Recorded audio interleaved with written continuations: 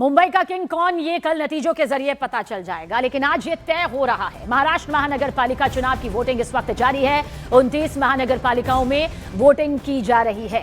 हालांकि सबकी निगाहें बीएमसी चुनाव पर टिकी हुई हैं। बीएमसी चुनाव में सुबह 9:30 बजे तक 7% वोटिंग हुई है। बीएमसी चुनाव के लिए कॉमन मैन से लेकर बिजनेसमैन और फिल्म स्टार सभी अपने मताधिकार का इस्तेमाल कर रहे हैं।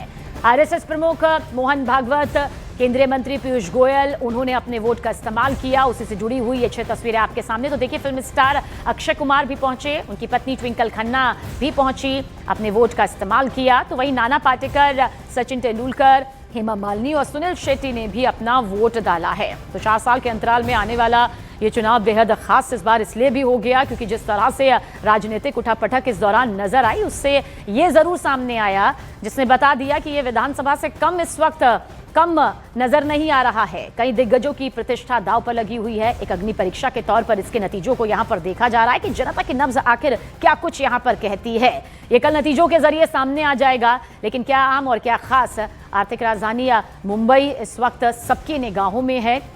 यही वजह है कि एड़ी चोटी का जोर सभी पार्टियों ने अपनी तरफ से लगा दिया और उम्मीदवारी के तौर पर अब जनता किसे अपना जनप्रतिनिधि चुनती है वो कल नतीजों के जरिए सामने आएगा। लेकिन सचिन तेंदुलकर ने क्या कुछ कहा वो भी सुनिए।